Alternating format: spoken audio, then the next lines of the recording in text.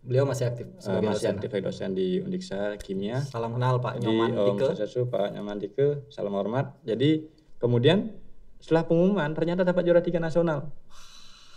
Waktu itu ada cuma ya sedikit sih 2,5 juta, itu udah lumayan dari zaman itu itu. 2,5 juga udah lumayan. Tapi riset yang menghasilkan 100 juta rupiah itu dari EcoYout. Jadi 12. bisa sedikit diceritakan sih beli apa itu apa sih proses risetnya kemarin yang sampai menghasilkan 100 juta ini.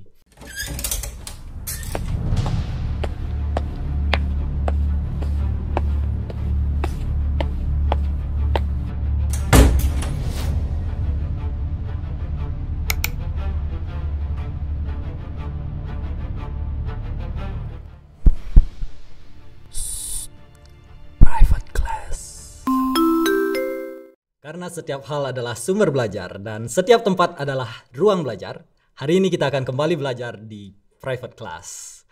Ya, sahabat sekalian yang menonton tayangan YouTube Private Class hari ini, kita akan ngobrol tentang ini bosnya dari riset di Semanbara. Jadi Semanbara terkenal dan cukup aktif dalam hal-hal riset, dan orang di balik riset itu salah satunya adalah bintang tamu kita hari ini, yaitu Pak Wayan Madye. Silahkan Pak Wayan Madye, kita perkenalkan dulu pada teman-teman di rumah. Baik, terima kasih Ji. Sebelumnya Om Swastiastu. Jadi perkenalkan, nama saya Wayan Madye. Saya dari Karangasem, aslinya dari Kubu Gianyar. Kemudian sudah menikah juga. Istri baru satu kan? Satu ya. Yang sah. Sah. Ya. Oke. Ada cadangannya? Oh, enggak ada. Ya, istri satu, kemudian Anaknya udah dua. Udah pasangan cewek cowok. Iya. Ini kurang berimbang nih, mungkin anak 2 harus dilengkapi juga. Ya, Pak Madye dari Karangasem. Oke. Kelahiran berapa Pak Madye? Saya lahir tahun 1986, 28 April. 86, berarti sekarang 36 tahun. Ya. Dan di usia 36 tahun ini Pak Madye sebagai seorang guru itu sudah berhasil mengantarkan banyak sekali peserta didik anak-anak khususnya di SMA Bali Mandara ya untuk meraih berbagai prestasi khususnya di bidang riset. Nah, hari ini kita akan berbicara dengan Pak Madye dengan suatu topik meneliti itu seru nggak sih? Ya. Jadi sebelum kita ngobrol tentang meneliti, tentang penelitian, riset, dan hal-hal yang mungkin kiranya teman-teman pikir akan sesuatu yang berat yang kita obrolin, kita mulai dari Pak Madye aja deh dulu. Dari Pak Madye sendiri, sejak kapan sih mengenal riset itu Pak Madye? Baik, terima kasih Ji. Jadi saya mengenal riset semenjak mahasiswa. Berarti baru dari mahasiswa baru mengenal riset? Iya. Lebih lama dari anak-anak kita di sini. Betul, ya. Mereka SMA sudah mengenal riset. Ketika SMA tuh nggak pernah yang namanya mengenal apa itu karya ilmiah. Persis sama, saya juga seperti itu. Kemudian yang memotivasi saya ketika di mahasiswa adalah ada satu dosen namanya masih doktor Pak Dr. Nyoman Tike. Beliau masih aktif sebagai dosen di Undiksa Kimia. Salam kenal Pak Nyoman Tike. Om Swastiastu, Pak Nyoman Tike, salam hormat. Jadi beliaulah yang pertama kali dulu memotivasi saya. Kan basic saya kan orang miskin. Saya dari keluarga miskin, jadi keluarga bersebelas, masih ada 7, sisanya almarhum, lagi 4 almarhum. Pak Wayan anak ke? 9.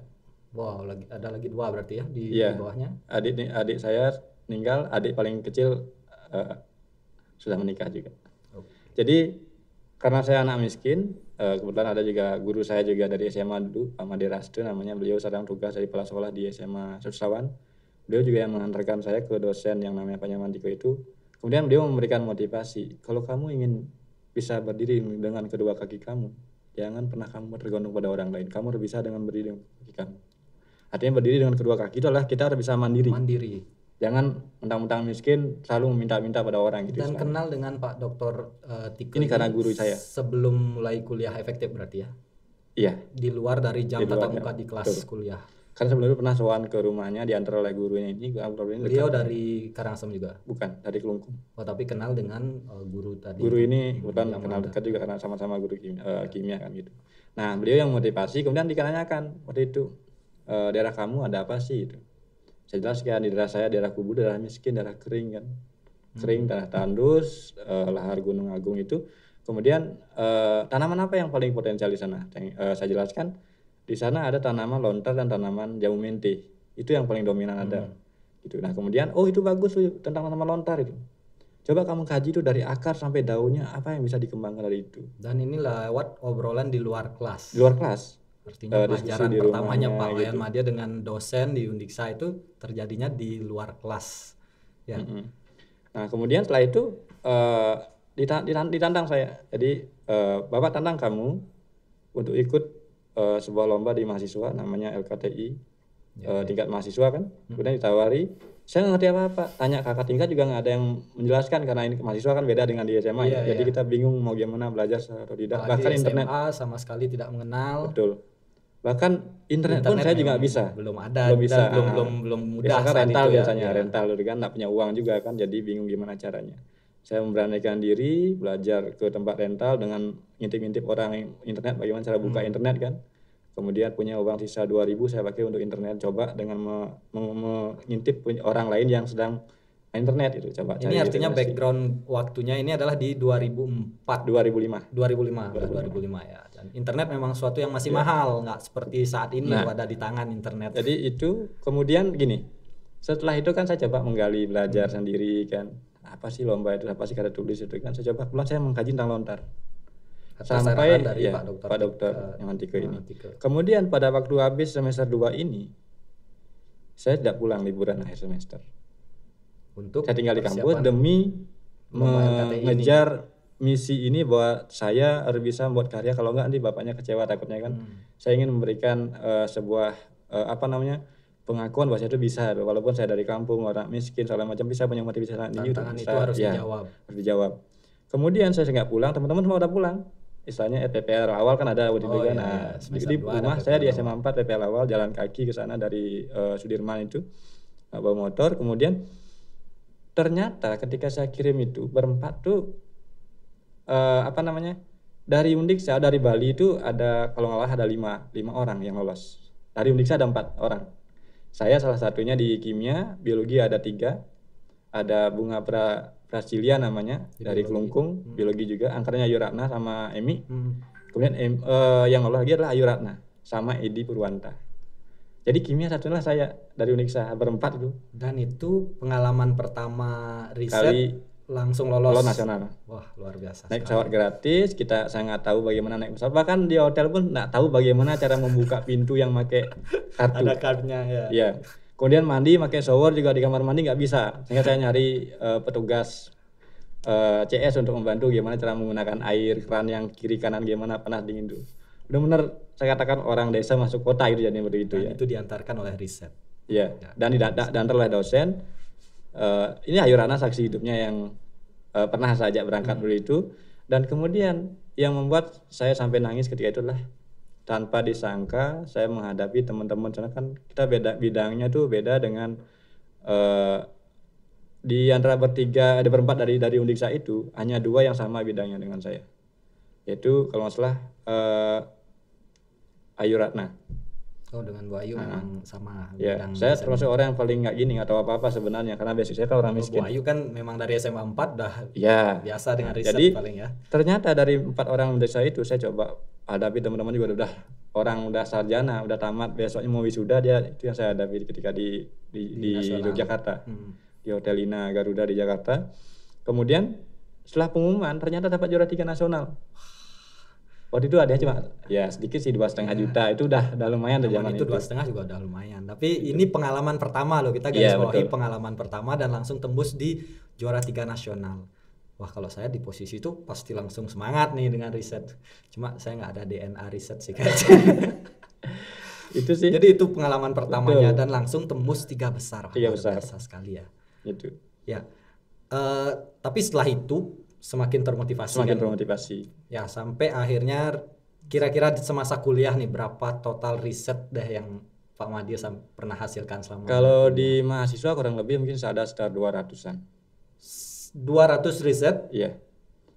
Pengalaman yang paling gila yang pernah saya hadapi ketika di mahasiswa adalah saya semester 7 waktu itu.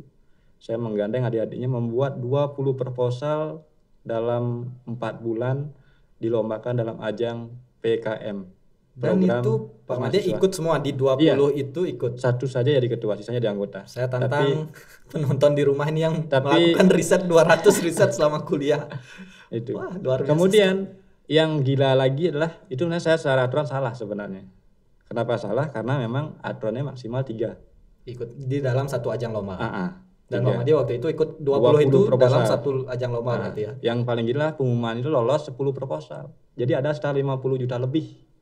Ada dana untuk kita kelola untuk penelitian dan riset kewirausahaan, ada yang ke pengabdian masyarakat, ada yang eksperimen waktu itu. Jadi itu makanya pengalaman gila yang memang sudah salah, tapi untuk sebuah riset saya katakan biarlah salah yang penting demi sebuah riset biar adiknya mau termotivasi. Waktu itu kan anak-anak teman-teman yang menjadi adik-adik itu kan agak kurang termotivasi kan. Saya motivasi, saya ajak, saya gembleng sampai begadang 24 jam waktu itu, dan ternyata lolos 10 proposal dari 20. Proposal dari 20 ya. Gitu.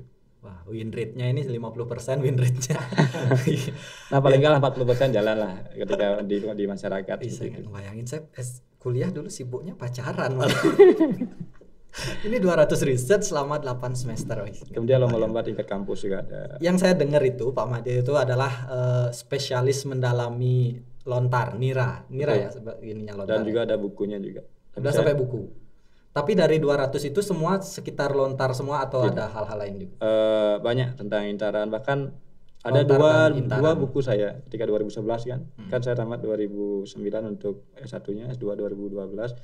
Ada 2 buku yang saya ciptakan dari hasil riset di kampus. Yang pertama tentang lontar itu dari akar sampai gini, bahkan kemarin kan ada juga beberapa produk yang kita implementasikan di masyarakat, produk dari lontar itu tentang warna gula kristal. Yang satunya lagi tentang nimba itu jadi skripsi saya juga, dan sekaligus juga ada bukunya.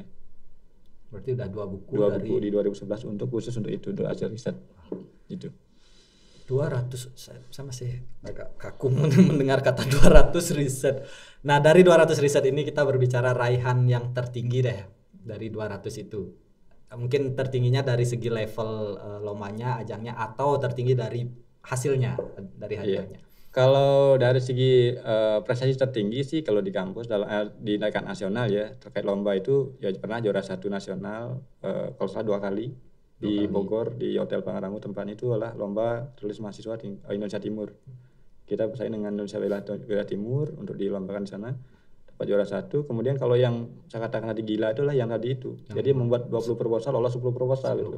Didanai oleh Dikti waktu itu gitu. Itu yang paling sangat berkesan sekali ketika mahasiswa. Makanya ketika saya jadi guru kan istilahnya itu tidak lagi fokusnya buat apa sih saya harus jadi guru yang hebat, lebih baik siswanya yang hebat. Artinya apa yang kita dapatkan di kampus itu kita telurkan pada anak-anak untuk berkembang. Yang saya tadi catat sih dari pengalaman Pak Made melakukan 20 riset dengan menggandeng teman-teman dan adik-adik kelas.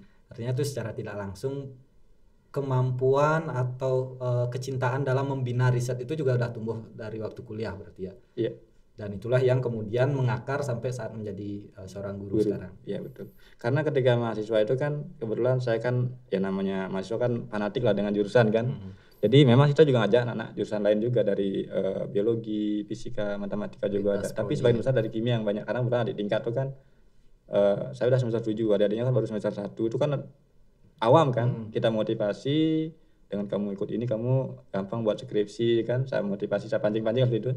Akhirnya mereka mau ini memang kebanyakan ya anak-anak yang baru tamat kan memang dari keluarga yang mampu sih kebanyakan, karena mereka kan secara finansial kan mereka bisa support itu satu untuk riset ini. Itu. Jadi ada satu tim itu ada 3 orang ya. Jadi kalau 20 kita 30 udah 60 itu menginspirasi adik-adik kelasnya berarti ya. Di kampus itu pernah 2 tahun menjabat jadi ketua dewan riset seperti itu. Jadi di kampus memang sudah terbentuk dewan riset juga. Iya. Istilahnya lainnya lagi nih Pokja Penalaran. Pokja. Sekarang kan dikembangkan jadi Kundiksa kan, awalnya itu di MIPA dulu yang dicetuskan oleh Pak, sekarang dari Profesor Pak. Sebenarnya setiap organisasi di kampus itu ada bidang penalarannya cuma ada. tidak efektif. Tidak efektif. Cuma di MIPA yang paling aktif kan. Jadi benar. Dikembangkan itu 2 tahun saya berturut-turut diminta, padahal saya sebenarnya nggak mau. Karena capek kan membina di teman-teman di MIPA semua, kemudian mengimbas juga ke fakultas lain, di PS juga ada. Dan sekarang udah dikembangkan ke Undiksa itu gini. Luar biasa sekali ya Pak Made dari masa kuliahnya. Itu Pak Made ini 2 tahun di atas saya dari kalau di Undiksa dulu. Jadi beliau rajanya penelitian di kampus tengah. Kalau kami di FBS mungkin sangat jarang ke arah-arah penelitian seperti itu ya Pak Made ya. Oke, dari 2011 kemudian S2 sampai 2012 mulai di SMA Bali Mandara itu tahun berapa? 2012. Langsung setelah bulan Juni 2012. Nah, sebenarnya juga ada pengalaman menarik juga ketika diterima di sini kan. 2011 saya pernah ikut bersama Pak Darsiko dulu di awal tuh di tahun pertama itu ikut. Tapi hanya sekedar ikut ya karena memang kebetulan masih kuliah kan. Dan Pak Darsiko udah lama dia S2. Jadi saya ikut, kebetulan saya bersaing dengan Bu Indah. Nah, karena saya akui bahasa Inggris kurang, lemah ya. Saya cuma mengandalkan rekrutmennya dulu dengan PSF ya. Iya betul, bahasa Inggris full. Ya. Dan saya udah mengakui karena saya diminta ikut ya ikut aja itu kan. Tapi saya udah yakin nggak lolos saya karena kemampuannya bahasa Inggris lemah itu kan. Tapi saya punya modal di riset gitu kan. Nah kemudian saya sampaikan bahwa ketika saya diterima saya akan bantu sekolah untuk mengembangkan di riset itu kan. Akhirnya 2011 saya gagal.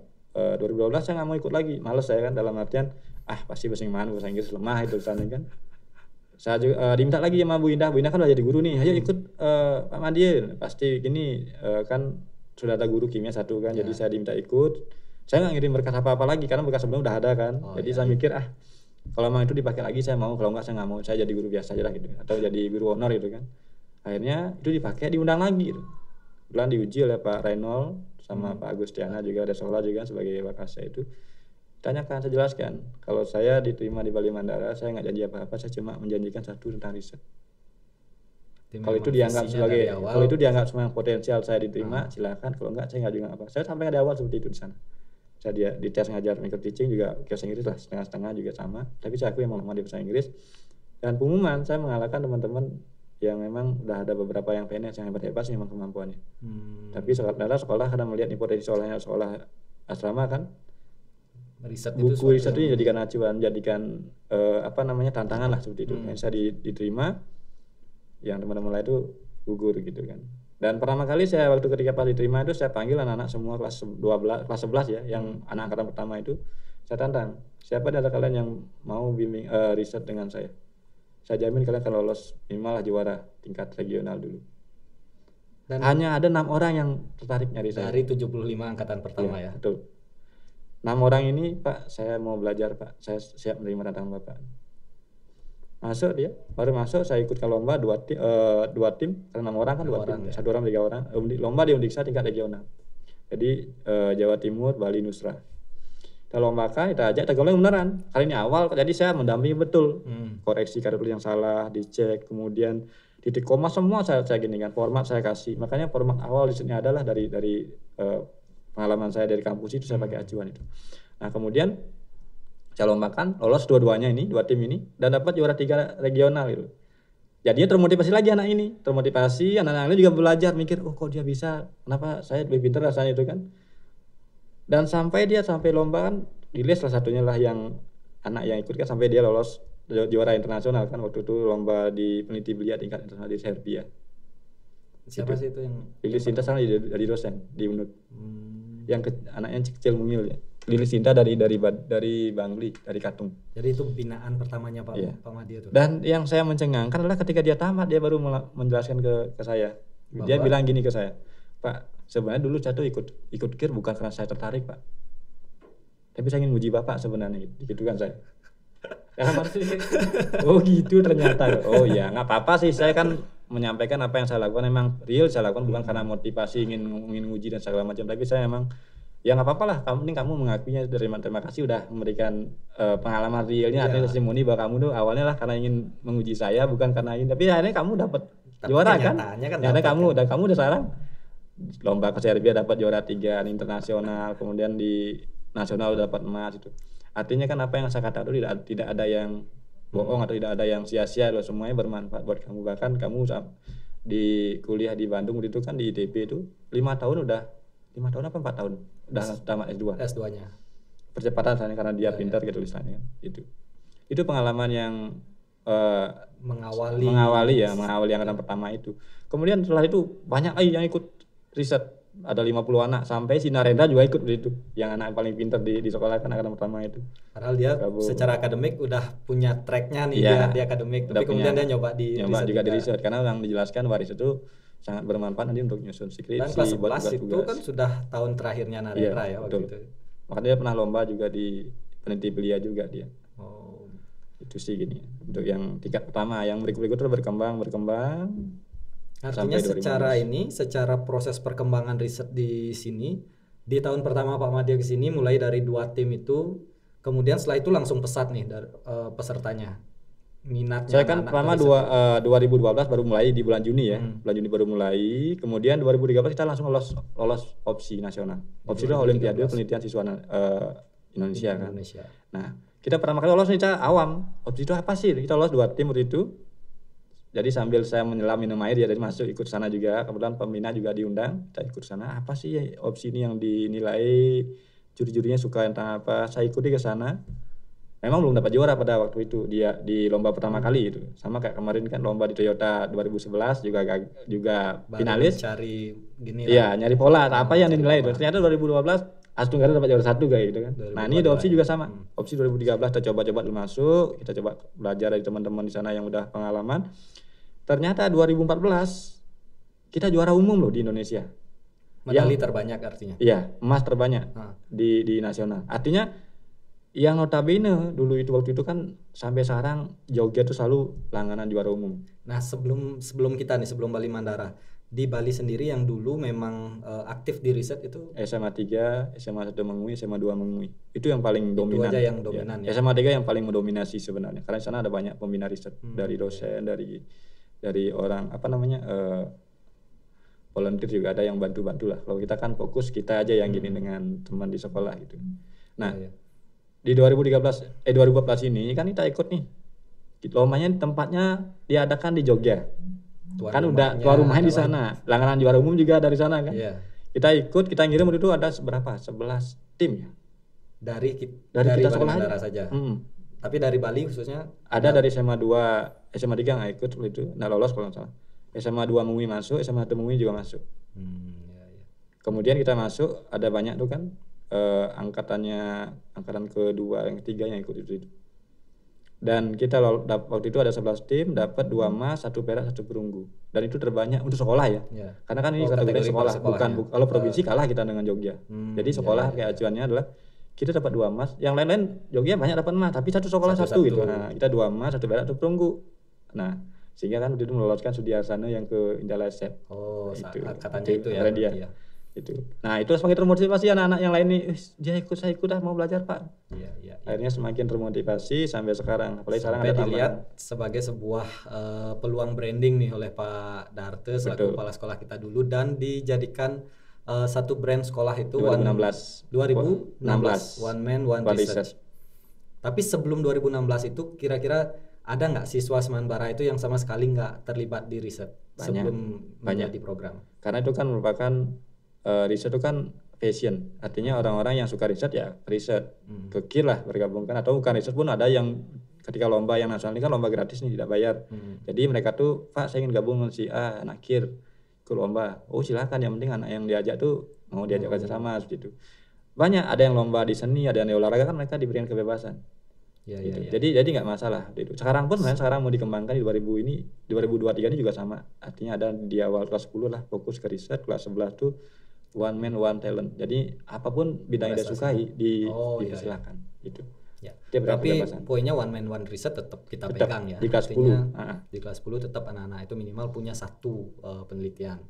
Ya, dari 2016 nih dari Pak Madya sendiri ketika diberikan pandangan sama kepala sekolah saat itu bahwa kita akan one man one research, jadi setiap siswa akan memiliki 1 penelitian, itu Pak Madya melihat sebagai sebuah tantangan atau sebuah beban lagi sih? Sebenarnya kalau dibilang beban sih, kalau nggak dikatakan beban kan munafik ya, namanya manusia ya. Ada rasa beban juga. Karena apa? Satu, kita menghandle pekerjaan yang besar ya, tapi tidak ada hal lain dulu kan ngerti kan. Jadi ngurus kir aja udah lumayan berat, banyak kan, fokusnya membina anak satu persatu. Sekarang membina satu sekolah ada risetnya. Dan di samping masalahnya bukan di sana saja, tapi lebih banyak tidak semua anak passionnya di riset. Ya kan? yang Jadi ada yang suka bidang yang lain kan otomatis kita dipaksakan nih biar bisa. Tapi kita udah jelaskan dari awal. Berkat riset kamu kan dapat nanti pengalaman menarik buat buat tugas, paper segala macam kan. Itu sudah saya jelaskan di awal. Jadi motivasinya lah kalian boleh berriset berkelompok dengan maksimal 2 orang waktu itu ya, karena emang lomba 2 orang gitu. Saya minta ya akhirnya semua mengerjakan. Kalau nggak bisa dia bergabung dengan temannya yang udah bisa. Yang jelas karyanya murni dengan temannya seperti Jadi efektivitas one man one research kita sudah mulai terlihat. Jumlah yang masuk opsi terbanyak itu sampai 60 judul itu tahun berapa ya? Itu 2018 19 di antara itu 18 ya. Jadinya dari 2016 berproses sampai puncak tertinggi 2018 terbanyak 2018 sampai 60-an riset yang lolos waktu itu. Itu salah satu dampak dari program sekolah, efektivitas pelaksanaan program sekolah. Cuma memang sayangnya di pandemi Covid cukup berdampak ya Pak Made ya terhadap sebenarnya kalau bicara prestasi ya pandemi Covid itu sangat menguntungkan buat anak-anak. Malah lebih menguntungkan. Iya. Prestasi tertinggi yang saya lihat kemarin dari data yang saya punya ya di risetnya. Dari 2012 saya di sekolah sampai 2022 kemarin ya. Jadi yang paling tinggi 2022 ini. 22 itu kan masih pandemi kan, 22 kan setengahnya oleh data masih pandemi lah sampai Maret kalau salah. Ya, dan itu sempat in-op lagi. Di 2021 ini paling tinggi sekali loh anak lomba risetnya. Karena itu kan online, satu online kan. Iya. Jadi mereka tuh tanpa perlu mikirin biaya akomodasi, transportasi kan. Riset lebih sederhana karena udah dikondisikan dengan situasi yang ada pandemi itu. Jadi makanya kemarin tuh saya juga agak siap melihat, waduh kok banyak banget hasil prestasinya. Saya aja binaan saya waktu itu kemarin 2021 itu kalau nggak salah sekitar 21 prestasi. Ya ini kita perlu tegaskan juga nih ke teman-teman penonton kalau berpikir riset di sekolah di Bali Mandara itu karena uangnya banyak, itu perlu kita klarifikasi. Satu, kita mengelola dana yang sangat terbatas, jadi tidak ada uang komite dulu sebelum ada siswa reguler. Jadi memang ketika ide-ide riset kemudian ada peluang lomba, Pak Madya dan tim selalu melihat apakah nanti di final ada biaya akomodasi nggak, diundang apa dengan dari panitia atau enggak, atau harus biaya mandiri. Itu sering kita akhirnya nggak bisa berangkat karena pembiayaan keberangkatan anak-anak kan. Itu sering menjadi tantangan kita di sini. Belum lagi untuk merealisasikan riset yang memerlukan dana. Di sekolah itu sangat terbatas. Nah itu tantangan besar nih. Kalau di sekolah lain sih mungkin dengan dana yang ada dari dana komite, sumbangan partisipasi masyarakat, itu hal seperti itu tidak menjadi tantangan besar ya kalau di ini. Kalau kita bandingkan nih artinya proses riset antar sekolah. Nah itu tadi akhirnya di 2021 capaian terbanyak nih karena semua online. Jadi kita tidak pernah membatasi siswa mendaftar karena masalah biaya keberangkatan. Betul. Dan capaian tertinggi sejauh ini Pak Madya yang tercatat apa sih di riset ini? Kalau secara umum ya, kalau Intel ISEF kita udah pernah 3 kali. Intel ISEF 3 kali. Iya. Kemudian di Intel ISEF raihan tertingginya? Itu peringkat 4 dunia. Ada 2 kali itu yang timnya waktu zaman Sudi 2015 kan 2014 juara umum kan, dapat emas. Kemudian 2015 berangkat ke Amerika di Texas, di Pennsylvania. Kemudian timnya si Satria kalau saya dapat juga peringkat keempat dunia. Yang lainnya kan dapat ya sama honorable mention kan. Itu. Kemudian kalau yang di internasional lain kemarin juga 2021 juga ada punya. Pelan tim binaan saya juga di lomba di STIP di Rusia. Nah di Rusia itu sistemnya bukan juara yang dicari, tapi level berdasarkan grade diploma. Jadi anak-anak itu yang juara itu dilihat dari setara dengan diploma berapa gitu kan. Dan kebetulan kemarin anak kita si Andina sama Adesinta, Andina kan udah tamat, dia udah pendidikan di Jepang kan. Si Adesinta sekarang udah dapat di Prasmul, dia masih anak Bali Mandara, masih sekolah kelas 12 sekarang. Dia dapat diploma 3. Predikatnya sebagai diploma 3, setara dengan D3 lah dia itu. Lombanya dia kalau dilihat dari tertinggi itu udah di tertinggi. Level 2, juara 2. Ada di satu. Udah satunya itu sebenarnya kan 1 2 3 kan di diploma kan D3 kan. Jadi diploma 1, diploma 2, diploma 3. Dia udah termasuk kategori yang tertinggi. Iya. Nah, itu kajiannya ngambil tentang memanfaatkan air dengan sistem otomatisasi untuk pengairan dan isi pemupukan di petani cabai di daerah Kubu Tambahan bagian atas yang di Pakisan kalau salah dari sana. Oh berarti ini untuk implementasi implementasi ya, teknologi. Nah ini sih berkaitan juga dengan pandangan-pandangan orang-orang awam yang tidak masuk ke riset itu, bahwa melihat riset itu sering tidak implementatif, bahwa hal riset itu sesuatu yang teoritis dan mengambang kayak gitu, dan tidak bisa diimplementasikan pada kehidupan nyata. Kalau pandangan Pak Madya dengan hal seperti itu sebenarnya salah. Kalau saya mulai dari pengalaman saya di lapangan itu salah. Karena apa? Riset itu sebenarnya tujuannya kan memecahkan masalah yang ada di lingkungan. Nah, kondisi kenapa tidak bisa diimplementasikan? Karena tentu kalau kita mengimplementasikan sebuah riset kan ada perlu biaya lebih besar lagi, terutama untuk Jadi terutama untuk implementasi kan perlu biaya nih, untuk pembuatan alat yang real kan. Kalau kemarin kalau dalam proyek lomba itu kan lebih banyak ke prototype biasanya. Nah, kemudian kalau membuat real kayak sekarang, saya contoh sederhana yang kita buat sekarang, dulu kan ketika pas lomba di Toyota itu kita memakai prototype dengan menggunakan kaleng bekas kongguan biskuit itu kan. Itu bisa digunakan tapi kesalahan kecil. Nah, kalau udah skala besar, skala dalam masyarakat, diimplementasi di masyarakat kan perlu alat yang besar lagi. Yang lebih kayak kemarin udah buat alatnya kompor modifikasi pembuatan arang briket dari limbah sorghum kan, itu buat dari dream untuk parfum dupa, itu kan lumayan gede kan itu. Kemudian dimodifikasi lah, kita buat desain berdasarkan pengalaman kita untuk sebagai eksperimen juga. Itu perlu biaya gitu. Itu masalahnya kita gini, karena kan tentu masyarakat juga di masyarakat Bali terutama pemahamannya mungkin boleh dikatakan mungkin belum ada ditemu. Artinya kita punya seperti ini, teknologi seperti ini, masyarakat bisa menerima nggak? Dan perlu sosialisasi juga kan. Itu masalahnya gitu. Nah, contoh sederhana sekarang yang kita jalankan sekarang briket ini. Karena kebetulan kita ada dana kan dari hadiah lomba, kita gunakan untuk membuat alatnya, kemudian kita direalisasikan produksinya. Iya betul, karena memang dananya ada itu. Kalau sekolah kan tentu dananya terbatas kan. Kita ada dananya itu kita gunakan untuk direalisasikan, menjadikan nanti usaha untuk sekolah itu. Artinya yang salah bukan di risetnya ketika dibilang itu tidak implementatif, tetapi mungkin satu pelaku usaha, pebisnis tidak peka terhadap hasil-hasil riset ini yang sebenarnya bisa dijadikan peluang bisnis kan sebenarnya. Kemudian masyarakat juga mungkin belum terbuka dengan hal-hal yang sifatnya inovatif karena lebih merasa itu nggak bisa, jadi segera apatis lah istilahnya ya. Ya, tapi yang lebih penting sih kalau dari sudut pandang saya sendiri di jenjang SMA, entah itu implementatif atau enggak hasil riset itu, tapi membiasakan mereka untuk berpikir sesuatu yang baru, kekinian. Itu sih yang sebenarnya lebih penting ya.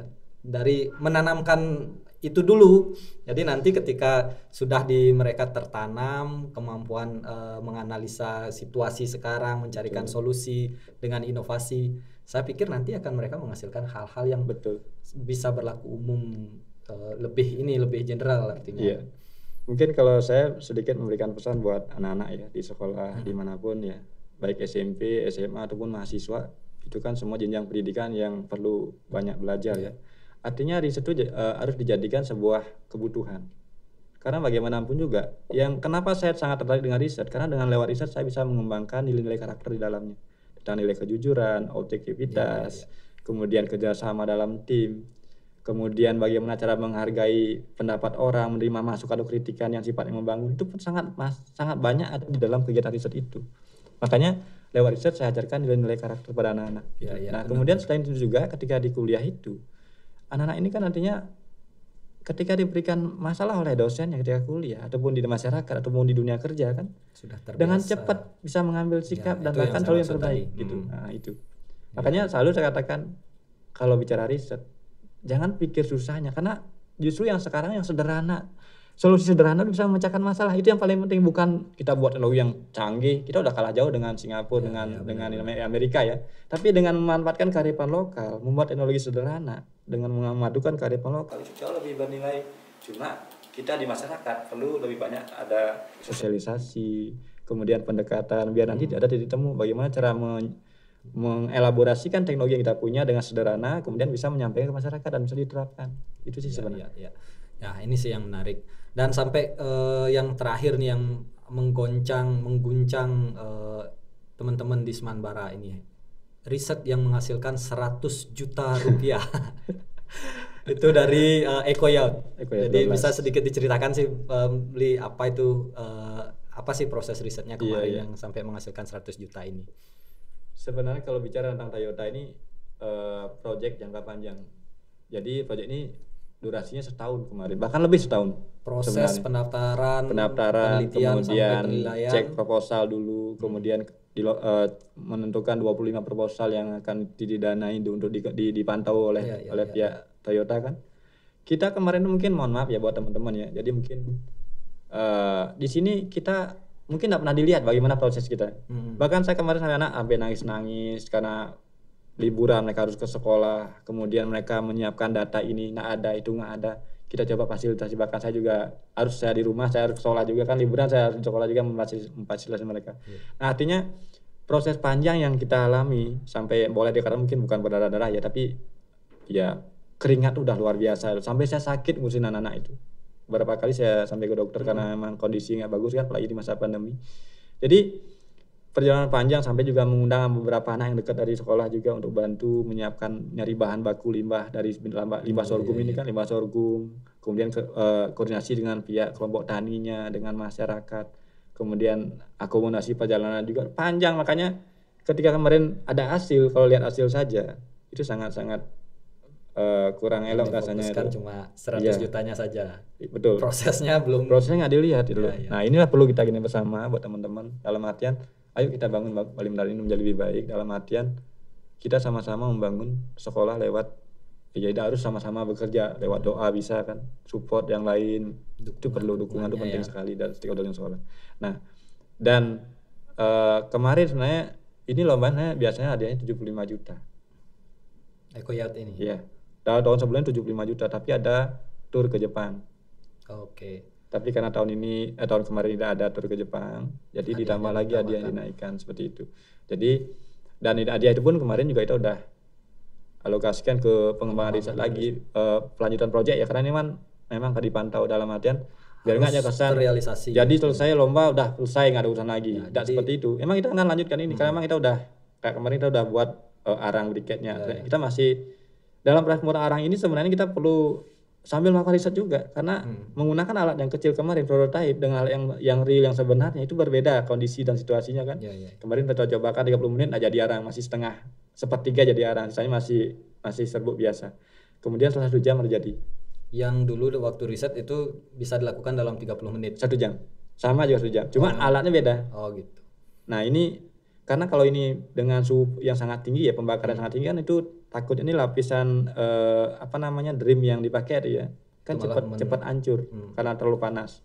Makanya dikondisikan dibuatkan kotak kita modifikasi biar nggak langsung bersentuhan api ini bersentuhan dengan bagian dari plat dreamnya itu, tapi lebih kepada plat logam memang sudah terbentuk untuk bisa mengalirkan gas panas untuk bisa membakar dari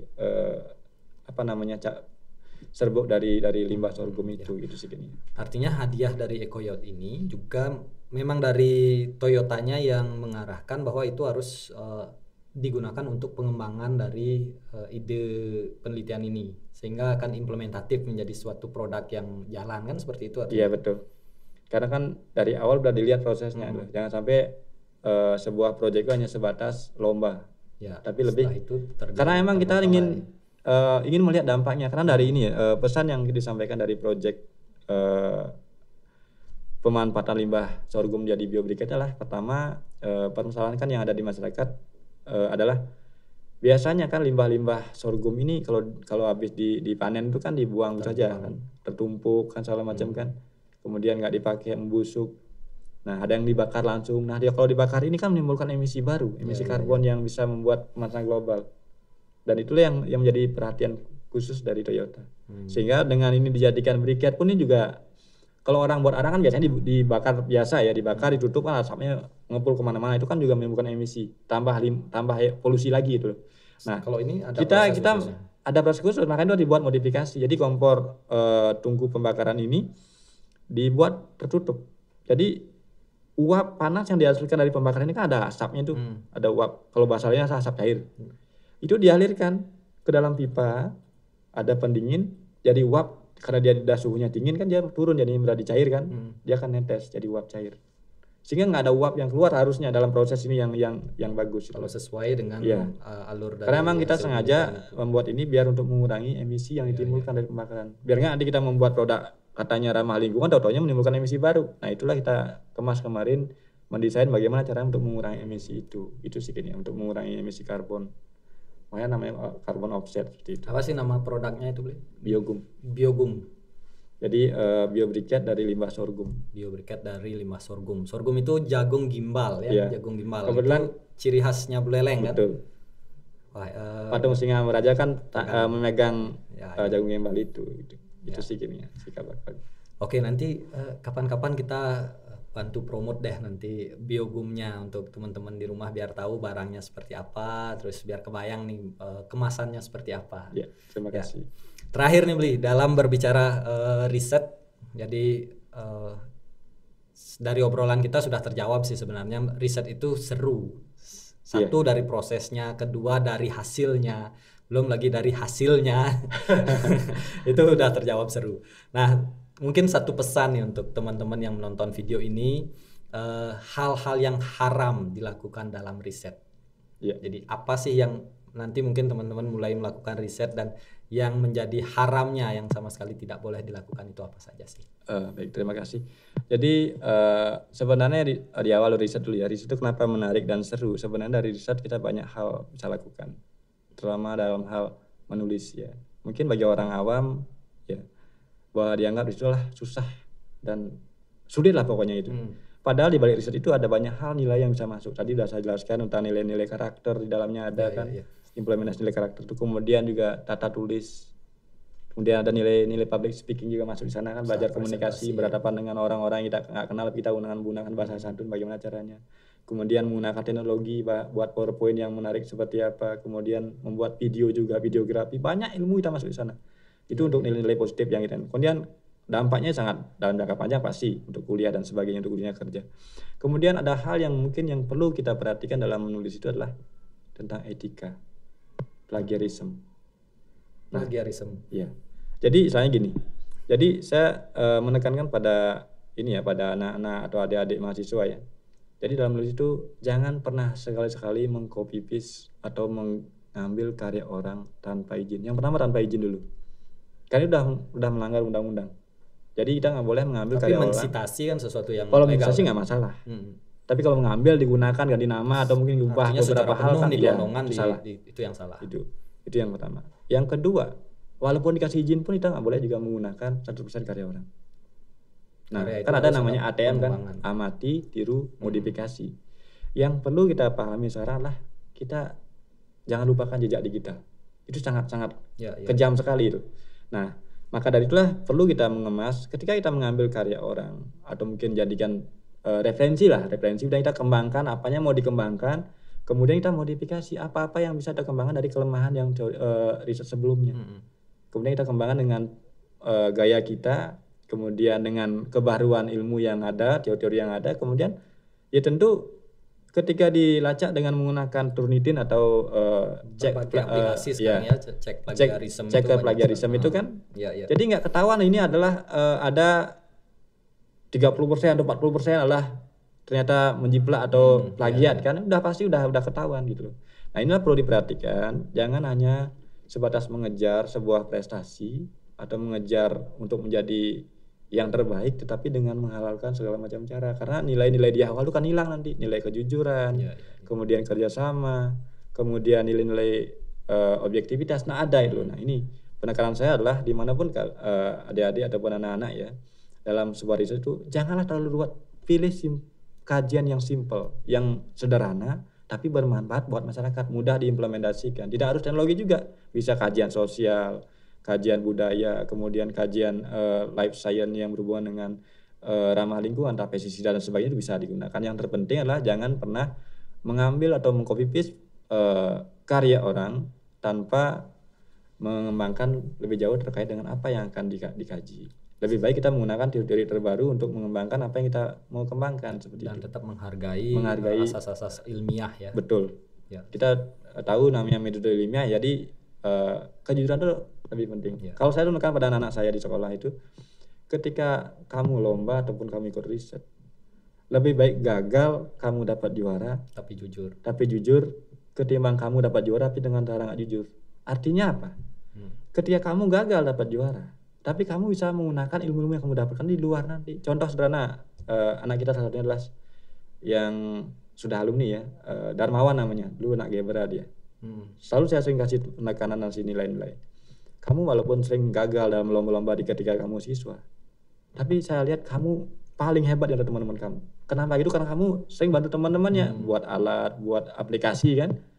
Dan ternyata ketika dia di kuliah dia dapat ITS.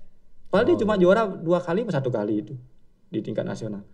ITS sekarang dia lomba robot, dia ikut lomba ke luar negeri, lomba internasional kan, itu kan menunjukkan bahwa skill kamu di SMA dulu yang walaupun tidak dihargai atau mungkin belum dapat juara, tapi kamu udah punya skillnya, kamu udah terapkan, kamu di kuliah kamu bisa membuktikan kamu jadi lebih hebat gitu. Itu sih gini. Jadi saya katakan janganlah mikir juara itu, tapi pikirkanlah prosesnya. Proses jauh lebih penting daripada hasil. Proses jauh lebih penting daripada hasil. Hasil bonus sebenarnya. Menarik sekali ngobrol tentang riset. Ngobrolin risetnya aja seru ya, apalagi kalau kita mencoba.